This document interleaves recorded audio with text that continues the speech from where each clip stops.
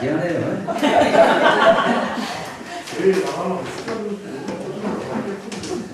반주를 잘한다.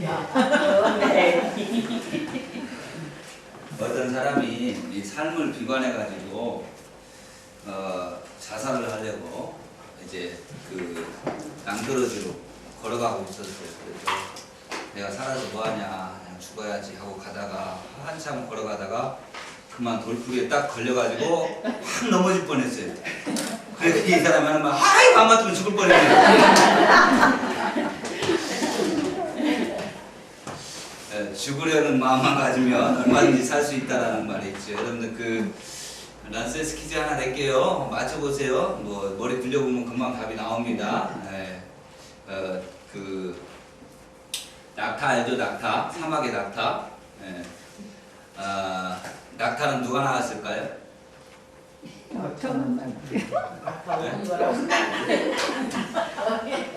낙타 어머니가 나왔어요? 란센스 퀴즈인데 그렇게 쉬우면 안 되죠. 낙타는 누가 나왔을까요? 네가? 너 대단하다. 어떻게 낙타를 나올 수가 있냐? 몰라요? 늑대가 나왔습니다. 늑대가 나타났다. 늑대가 나타났다. 늑대가 나타났다라고 말하잖아요. 물에서 살면서 물에 다시 들어가면 죽는 것이 있어요. 뭘까요? 물에서 살아요. 근데 물에 다시 들어가면 죽어요. 물귀신이 물에 물에서 살다가 물에 다시 들어가면 물귀신도 물에 가서 죽어요? 소금입니다. 소금. 소금은 물에서 사는데 물에 나갔다가 다시 물속에 들어가면 다시 죽는데, 그죠? 세상에서 제일 귀한 금이 황금, 소금, 그리고 지금. 이 세 가지 금이 세상에 제일 좋대요. 근데 우리 여성분들에게는 다른 금이 있대요. 현금, 지금, 입금. 이게 제일 좋다고 하는데, 자, 어떤 그 학생이 늘 자기는 아무 재능이 없다라고 생각을 하니까 나는 아무것도 할 줄도 모르고 아무 재능이 없어 막 여기서 자기를 너무 비관하는 친구가 있었어요. 그래가지고 그냥 누가 뭘 시키는 것도 싫어하고 그냥 나는 아무 재능이 없는 것처럼 느껴지는 그 학생이 어느 날 그래도 자기를 제일 아껴주는 선생님한테 찾아갔어요. 선생님한테 가서 나는 이렇게 재능이 없고 아무 재능이 없어서 어떻게 살아가야 할지 모르겠습니다 라고 상담을 하는 거예요. 그러니까 이 선생님이 그 아이에게 이렇게 이야기합니다. 어떤 사람이 세상에서 단 2장밖에 없는 우표를 가지고 있었는데 자신의 친구가 또 그 우표 1장을 가지고 있었어. 그러니까 세상에 우표가 딱 2장, 그 사람이 가지고 있는 거 1장, 친구가 가지고 있는 거 1장. 세상에서는 딱 2장밖에 없는 그 우표가 있었어. 그런데 어느 날 이 친구가 자기의 친구에게 내가 시중에서 부르는 가격보다 훨씬 비싸게 살 테니까 그 우표를 나에게 팔아달라라고 말하는 거야. 그러니까 이 친구가 생각하기를 이게 웬 떡이냐. 그렇지 않아도 돈이 필요한데 더 비싼 값에 판다고 하니까 얼마나 좋아. 그래서 비싼 값을 치르고 그 친구에게 그 우표를 팔았어요. 그리고 이 우표를 받아든 이 친구 이제는 자기에게 세상에 있는 우표 가운데 단 2장밖에 없는 그 우표가 자기에게 딱 들어왔잖아요. 그런데 갑자기 친구에게 산 그 우표를 손으로 짝짝 찢어서 버리는 겁니다. 사람들은 미친 사람 아니야? 이런 거예요. 왜? 아니 시중에서 거래되고 있는 가격보다도 훨씬 더 비싼 가격에 샀는데 그럼 그 아까운 우표를 왜 찢어서 버려? 라고 하는 거예요. 그런데 이 친구가 뭐라고 하는 줄 알아? 이제는 이 세상에 이 우표는 1장밖에 남아있지 않아. 그래 이 세상에 가장 귀한 우표는 이 1장이야. 결국 이 우표는 자신이 상상하는 것보다도 훨씬 더 비싼 가격에 팔렸다라는 거예요. 우리는 생각하면서 그 친구에게 선생님이 말하는 거예요. 너는 세상에 종이로 만든 우표도 하나밖에 없을 때는 그렇게 귀하게 쓰임받는데 너는 하나님의 하나님의 형상대로 지음받은 하나밖에 없는 존재야. 너는 정말 소중한 존재야 라고 말을 하는 거예요. 이 학생이 세상에서 처음 들어본 말이었어요. 아, 내가 하나님의 형상대로 지음받은 세상의 가장 귀한 존재라고, 나 같은 것도 하나님의 형상을 닮았다고. 그래서 그 학생이 회복되어져서 그 뒤로는 정말 나는 하나님의 형상을 닮은 하나님의 사람이라고 자존감을 가지고 삶을 살았다라는 이야기가 있습니다. 여러분, 우리도 그런 자존감을 가지고 살아야 돼요. 나 못하는 거 많고 한자하는 거 하나도 없고 그렇다고 생각되어지지만 세상에서 하나님의 형상을 닮아서 지은 나와 똑같은 존재는 이 세상에 아무도 없습니다. 일란성 쌍둥이라 할지라도 나와 똑같지 않아요. 그러니까 하나님이 만드신 하나밖에 없는 작품이 나라는 거예요.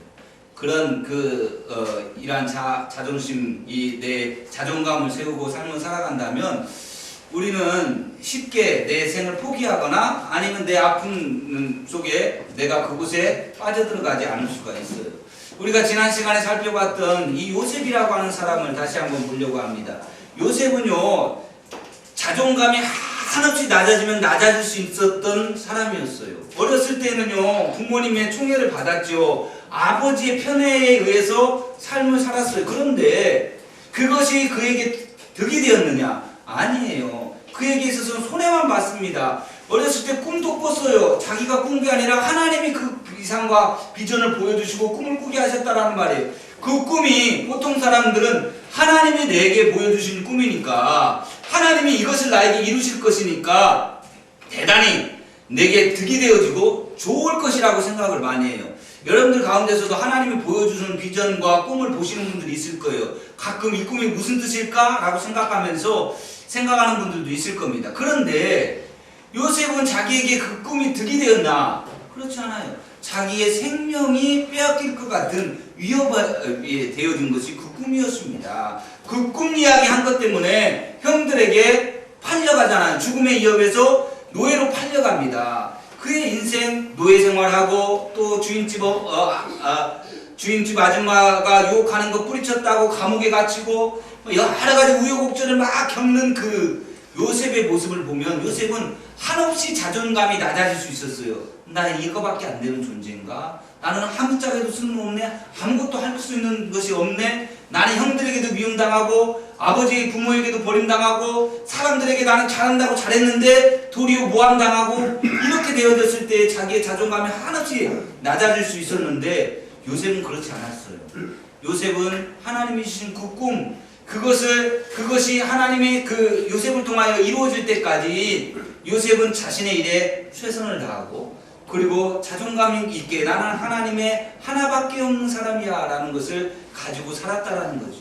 결국에 이 꿈을 꾸고 꿈을 이루었던 요셉, 그 요셉이 이제 우리가 마지막으로 요셉에 대해서 살펴볼 때 요셉 하면 생각나는 것이 있어요. 항상 저는 성경을 볼 때마다 말씀을 준비할 때마다 요셉 하면 꿈도 생각나죠. 여러분도 대부분 요셉 하면 꿈에 대한 이야기를 할 겁니다. 그런데 요셉 하면 가장 큰 것이 저는 용서라는 거예요. 요셉은 용서의 사람이었다는 것입니다. 예수님께 어느 날 베드로가 질문해요. 예수님, 누가 잘못을 했는데 그 잘못을 몇 번까지 용서하면 되겠습니까? 한 3번 용서하면 되겠습니까? 라는 거예요. 왜? 이스라엘 문화하고 우리 문화하고 너무 비슷한 게 많아요. 우리도 늘 말하죠. 3-3번. 그죠? 용서도 사랑 뭐예요? 3번. 내가 3번까지는 뭐 이야기를 해요. 그렇죠? 가위바위보를 해도 지면 야 3-3판이야 하고 한 번 더 해가지고 3판 꼭 3을 중요시 여기는데 이스라엘도 그래요. 그래서 3번까지 용서하면 됩니까? 라고 하니까 아니죠. 그러면 이 베드로가 최대한으로 크게 말한 것이 7번입니다. 7번이라도 용서하면 7번 용서하면 됩니까? 라는 거예요. 사실 이 7이라고 하는 숫자는 이스라엘에게서 완전한 수입니다. 그러니까 완전하게 용서한다라는 의미도 가지고 있어요. 그런데 예수님은 뭐라고 말씀하냐면 70번씩 7번이라도 용서하라 라고 말하고 있어요. 70번씩 7번이라도 용서하라. 그러니까 어떤 사람 계산해요. 77에 40, 490번만 용서하면 되는구나 이렇게 계산하는데 그 말이 아니에요. 그 말이 아니라 계속 용서하라는 거예요. 영원토록 용서하라는 거예요. 이게 용서의 기준입니다. 예수님은 그렇게 우리를 용서하신 분이다라는 거죠. 예수님은요, 우리에게 용서를 베풀 만한 아무런 자격이 우리에게 없어요. 우리가 예수님의 용서를 받을 만한 자격이 없잖아요. 사실 우리가 정말 우리가 어떤 윤리적으로 아니면 우리가 어떤 공로로 예수님께 용서받을 수 있는 그러한 것을 하면 있다라고 하면 여러분 비교를 해보십시오. 우리는 이스라엘 사람들보다요 신앙생활 어림도 없습니다. 이스라엘 사람들이 하나님을 섬기는 그 모습으로는요 우리가 그들의 그 모습하고는 비교가 할 수가 없어요. 그들은 얼마나 열심히 했는지 몰라요. 하루에도 알잖아요. 우리가 3번씩 항상 어디에 있든지 그 시간만 되면 그들은 바닥에 못 깔죠. 그리고 엎드려 기도합니다. 기도할 때도요 우리는 앉아서 기도하잖아요. 그렇죠? 근데 그들은 어떻게 해요? 바싹 엎드려서 합니다. 우리처럼 그렇게 기도하지 않아요. 그런데 그들의 그 기도하는 것 뿐만 아닙니다. 성경도요 그들은 그 모세오경 율법서를 막 달달달 외워버려요. 외워버릴 정도입니다. 그러니까 그들은 애가 점만 떨어지면 성경 가르쳐요. 그래서 그들은 항상 그 부모로부터 자녀가 성경 말씀을 배웁니다. 그리고 어느 정도 성숙하다는 12살쯤 되면 이제 랍비한테 보냅니다. 이스라엘의 최고 권위자들, 성경의 권위자들한테 보내서 성경을 배우게 해요. 그리고 성경을 모르면 그 어떤 것도 할 수 없게 만듭니다. 그래서 이스라엘 사람들의 입에서 아이들이 가장 먼저 태어나서 가장 먼저 할 수 있는 말이 바로 성경에 있는 말을 하게끔 하는 거예요. 할렐루야를 하게끔 만들고 그렇게 하는 거예요. 근데 우리는 안 그러잖아요. 우리 아이들을 제일 먼저 태어나면 뭐부터 가르쳐야 돼요? 입이 엄마라고 하는 말, 아빠라고 하는 말, 요거 듣고 싶어가지고 수도 없이 되뇌이잖아요. 엄마 해봐. 아빠는 저기 출근하고 돌아오면 아빠 하잖아요. 애들이 그 말을 알아서 하는 게 아니라 그렇게 막 들려오니까 이제 따라서 하게 되어지는데 어린 아이들이 태어나면 가장 먼저 성경부터 그들은 보게 만들고 성경의 언어를 먼저 하게 만듭니다. 그래서 감사합니다 라고 하는 말들을 먼저 하게 만드는 것이 이스라엘이에요. 그들과 우리가 공로로 따진다고 한다면 어림도 없을 거예요. 우리가 그들보다 신앙생활 훨씬 열심히 있게 못해요. 아니 멀리 그렇게 생각하지 말고 이단들하고 비교해 봅시다. 이단들의 열심하고 우리하고 한번 비교해 보면 참 부끄럽게 그지없어요. 그들은 진짜 열심입니다. 우리는 이단의 애들 다른 거 하나도 배울 게 없어요. 근데 하나는 배워야 돼요. 열심. 그 열심 하나는 배워야 됩니다. 기도요. 그 이단교회 안 가보셨죠? 혹시 나 이단에 들어갔다 나오신 분 있습니까? 이단에 가면은요 기도 얼마나 빡세게 하는지 정말 열심히 합니다. 우리들 기도하면 3분, 5분, 길어야 10분, 30분 기도하면요 사람이 막 미쳐버린 줄 알아요. 새벽 기도에도 여러분 30분 기도 안고 가잖아요. 거기는 3시간, 4시간씩 기도해요. 그런데 그것도 막 소리내서 그러니까 그들의 열심하고 우리하고는 비교가 안 돼요. 이게 공로로 따진다고 하면 우리가 예수님으로부터 용서받을 수 있는 것이 아무것도 없는 거예요. 그럴 자격도 안 되고요. 또 그만큼의 능력도 안 돼요. 그런데 예수님께서는 그저 그냥 우리를 용서하신 거예요. 그 용서가 그러면 우리가 한 번 용서받고 구원받아가지고 그 다음에 또 죄를 짓고 계속 반복되어지잖아요. 그러면 하나님께서 예수님께서 야 너 내가 용서해줬는데 또 그 죄를 짓고 또 그 죄를 짓고 그래 그러면서 예수님 용서 안 하나? 아니에요. 용서를 계속 하신다라는 거예요. 예수님이 한번 화나가지고 만약에 우리 용서하지 않는다라고 하면 여기 살아있을 사람은 아무도 없을 것 같아요. 저를 비롯해서 누구든지 말입니다. 자, 요셉이 정말 예수님을 많이 닮은 사람이에요. 구약에서 저는 예수님을 가장 많이 닮은 사람 하면 요셉이라고 말하고 싶어요. 요셉만큼 예수님을 많이 닮은 사람이 없는 것 같아요. 아브라함도 참 많은 실수를 했던 사람이지요. 이삭도 온유의 사람이었지만 아버지처럼 똑같이 실수를 한 사람이 이삭입니다. 야곱은요 뭐 사기꾼의 삶을 살았던 사람이기 때문에 그렇고요. 요셉은 보세요. 정말 그의 삶에서 화낸 적 있는가 한번 성경 보시면 진짜 그 자기를 죽이려고 했다가 다시 뭐 그냥 생명만 연장해서 이렇게 노예로 팔아버린 형들과 다시 재회하잖아요. 만났을 때에 그때 어땠을까? 얼마나 분노가 치밀어 올랐을까? 안 그렇겠습니까? 당신들이 아무리 형제간이라도 나를 죽이려고 했고 나를 노예로 팔아먹어서 그거 어떤 인생을 살아요? 감옥살이야. 그 고생하면서 삶을 살았던 것을 생각하면 형들이 밉죠. 안 믿겠어요. 그런데 아니다라는 거예요. 요셉은 미워하지 않아요. 형들을 용서합니다. 형들은요 도리어 자기들이 불안해해요. 자, 형들이 오늘 말씀을 보면 아버지 야곱이 죽지요. 야곱이 죽고 나니까 그 다음부터 형들이 불안해하는 거예요. 왜? 요셉이 그동안 우리에게 해코지하지 않은 것은 아버지 때문이었을 것이다 라고 생각을 한 거예요. 아버지 때문에, 아버지가 살아있으니까 아버지가 방패막이가 된 거라고 생각을 한 거예요.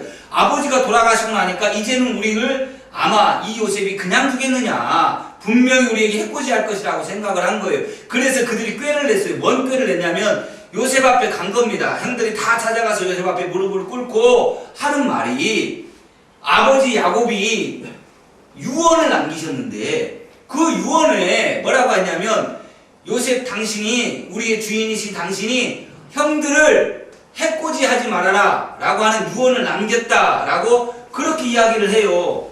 여러분, 근데 생각해 보세요. 그 유언이 진짜 야곱이 한 유언일까요? 아닐까요? 야곱은 그런 유언 안 했어요. 근데 형들이 유언을 했다고 이야기를 합니다. 야곱이 유언을 했다면 누구한테 해야 돼요? 요셉한테 해야죠. 네 형들을, 내가 죽더라도 네 형들 절대 해코지 하지 마라. 네 형제가 아니야. 피를 낳은 형제가 아니니까 잘 보살펴줘. 이렇게 요셉한테 유언을 했어야지. 아, 요셉을 남겨놓고 형들한테 그 유언을 했다라는 거 말이 안 되는 거예요. 이건 유언이 아니에요. 이게 형들은 궁여지책으로 그렇게 이야기한 거예요. 아버지를 빌어서 아버지가 그렇게 이야기했으니까 우리를 해코지하지 말아달라라고 하는 불안함 속에서 그렇게 말을 해요. 그런데 요셉은 그 말을 듣고요 울었다라고 해요. 울었다고. 왜? 요셉은 그럴 마음이 하나도 없었거든요. 이미 요셉은 형들을 용서했어요. 용서했기 때문에 더 이상 요셉은 그거에 대해서 생각하지 않아요. 형들에 대해서 악한 감정도 없어요. 그런데 자꾸 형들이 그걸 들추어내는 거예요. 자꾸. 하나님, 예수님은 우리의 죄를 다 용서하셨어요. 그리고 기억도 하지 않았습니다. 심지어 동해에 서에서 먼 것처럼 하나님께서는 우리의 죄를 완전히 멀게 하셔서 우리의 죄를 기억하지 않으신다고 그랬어요. 그런데 자꾸 우리가 끄집어내요. 하나님 앞에 우리가 또 죄를, 그 죄, 용서받은 그 죄에 대해서 또다시 이야기하고 또다시 이야기하고 또다시 이야기하는 거예요. 왜? 죄 지은 사람이 불안하기 때문에 그래요. 용서해준 사람은요 마음이 평안합니다. 그런데 죄 지은 사람은 불안한 거예요. 애부터 싸움을 해도 때리지 말고 맞아라 그랬어요. 왜? 맞은 사람은 편안하게 발 뻗고 잠자지만 때린 사람은 불안해서 잠 못 잔다고 하잖아요. 그런데 용서한 사람은요 다시 그걸 생각하지 않아요. 용서했으니까 끝나버린 거예요. 자꾸 불안하니까 들추어내는 거예요. 우리도 마찬가지죠. 예수님 앞에 모든 걸 다 용서받아서 십자가를 통해서 용서받았음에도 불구하고 계속 들추어내는 거예요. 그걸 들추어내서 아이고 하나님 나 죄인입니다. 또 용서해 주세요. 나 이렇게 되어지는 거예요. 그런데 우리가 회개하고 용서받아야 될 것은 날마다 짓는 죄들이 있어요. 물론 하나님 말씀대로 살아야 되는데 못 살았던 것들, 하나님께서 이렇게 하라고 했는데 하지 못했던 것들, 이러한 자범죄들에 대해서 하나님 앞에 회개를 해야 되지만 내 죄, 원죄에 관련되어지고 나의 구원과 관련되어진 것은 하나님은 이미 다 해결하시고 기억도 안 하신다고 했어. 근데 우리가 끄집어내가지고 자꾸 그래요. 그러니까 내가 구원받았다라고 하는 사실이 확신이 없는 거예요. 물어보면 수십 년 신앙생활을 했어도 물어보면 모르겠는데요. 나 지금 구원받을런지 나 자신은 없는데요. 구원을 받을 수도 있고 아닐 수도 있고. 아유 목사님 그거 천국 가봐야지 제가 어떻게 알겠습니까? 이런 말들은요 다 자기가 꺼집어내는 거예요. 죄 지은 사람이 더 제발 저리는 거예요. 그리고 여러분 우리가 그 과거를 캐고 다니는 사람들이 있어요. 그죠? 과거를 캐고 다니는 사람들처럼 비참한 사람이 없습니다. 여러분 과거의 얽매여 살아가지 마세요. 이미 하나님 용서하신 거에 대해서 그거에 얽매여 살아가지 말아라 라는 거예요. 그럼 장발장이라고 하는 소설, 영화로도 유명하고 우리가 잘 알죠? 다 읽어보셨죠? 영화도 보셨고, 이 장발장, 레미제라고 그러죠. 이 장발장에서 장발장을 쫓아다니는 형사가 있었어요. 누구죠? 예. 읽어보신 분은 알아요. 여기 안 읽어본 사람들은 목사님 왜 또 저런 거 주문하지? 자비르 형사가 쫓아다니잖아요. 그 속에서 이 장발장의 과거를 가지고 붙들고 계속 쫓아다니는 거예요. 아니 이름도 자비르 아닙니까? 좀 자비롭게 살면 좋겠구만. 왜 그렇게 살았는지 몰라요. 그런데 이게 꼭 이렇게 뒤를 캐고 다니는 사람들이 있어요. 그래가지고 교회 안에도 그런 사람들이 문제를 많이 일으킵니다. 이 사람이 이미 하나님 다 용서받았고 새로운 사람으로 왔는데 그 과거를 계속 들추어내는 사람들이 있어요. 그래서 그것 때문에 상처받고 힘들게 하는 사람들이 있어요. 여러분, 우리는 과거를 캐고 다니는 사람 되면 안 됩니다. 부부싸움에도 과거 이야기하지 마세요. 아니 다 용서했다고 말해놓고는 과거에 싸움만 하면은 네가 예전에 그랬잖아 막 그렇게 하고, 당신이 예전에 우리 아버지한테 한 것을 생각해봐 막 이렇게. 과거는 과거. 그것은 이미 다 우리가 용서하고 용서받았고 이미 기억하지 말아야 될 거예요. 그것까지 끄집어내지 말아라는 거예요. 꼭 문제가 심각해지는 것은 과거를 끄집어내고, 그리고 또 하나는 집안을 엮는 거예요. 집안을 엮어요. 그래서 당신 집안이 그러면 그렇지 막 이렇게 이야기를 하고요. 막 그러는 거, 내가 시집 올 때 당신한테 내가 진짜 시집 오기 싫었는데 와보니까 진짜 당신 집안 예수도 안 믿는 집안에다가 술만 막 고래고래 먹는 집안에다가 맨날 자식들 때리고 아내 때리고 막 그런 집안에 시집 와갖고 내가 지금 이 모양 이 꼴이 되었다라고 들추어내지 말란 말이에요.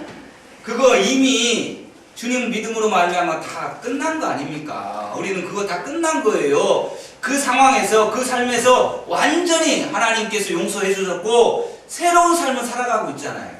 우리 다 새로운 삶을 살아가고 있는데 그걸로 인하여서 더 다툼이 되어지고 아픔이 되어지면 안 돼요. 이 요셉의 형들이 그것을 막 자꾸 끄집어내는데 얼마나 가슴이 아팠으면 요셉이 막 울었겠냐는 거예요. 예수님의 마음이 똑같습니다. 우리를 보면서 우시는 거예요. 야, 내가 너쟤 다 용서했는데 왜 또 그러냐, 왜 또 끄집어내냐 하면서 우시는 거예요. 그 마음을 우리가 읽어야 된다는 거예요. 우리 주님의 마음, 그 마음, 그것을 우리가 읽고, 오늘도 이 용서의 사람 요셉, 그 요셉을 본받아서 우리도 좀 용서하는 삶을 살아가십시다. 누군가가 나에게 상처 주기도 하고 가슴 아파하게 만들기도 합니다. 그렇죠. 인생을 살아가다 보면 수많은 사람들을 만나요. 목사에게 상처받기도 하고 성도들끼리 상처를 받기도 합니다. 또 이웃에게 상처를 받기도 하고 가장 큰 것은 가족들에게 가장 많은 상처를 받기도 합니다. 그러나 그 상처를 계속 간직하고 있으면 그게 내게 병이 되는 거예요. 그것이 내 육체의 병이 되기도 하지만 내 마음의 병이 되어버려요. 그러면 내 자존감이 한없이 낮아질 수밖에 없는 거예요. 하나님은 너의 자존감을, 나의 자존감을 이렇게 키워놓으시고 하나밖에 없는 존재야라고 말하지만 우리는 자꾸 그 과거의 아픈 상처들, 용서해야 되는데 용서하지 못하는 그런 마음들, 그것들이 한없이 나의 자존감을 낮춰버리고, 그래서 그 낮은 자존감 때문에 정말 하나밖에 없는 귀한 존재로서의 삶을 누리지 못하고 살아갈 때가 많습니다. 사랑하는 여러분, 요셉은 형들을 그렇게 사랑했고 또 끝까지 용서하는 삶을 살았습니다. 여러분이나 저나 다 믿음의 삶을 살아가면서 이미 과거로부터의 우리의 모든 죄는 용서받았습니다. 그리고 더 이상 주님은 우리를 기억하지 않는다, 그 죄를 기억하지 않는다고 했습니다. 그러면서 우리 주님이 우리에게 위로의 메시지를 전해줍니다. 이사야 40장에 있는 말씀, 메마른 땅을 종일 걸어가도 우리를 피곤치 않게 만들어주신다고 말합니다. 파도가 치고 폭풍이 친다 할지라도 두려워하지 말아라 라고 말합니다. 왜? 내가 너와 함께 하기 때문이다 라고 말씀하고 있습니다.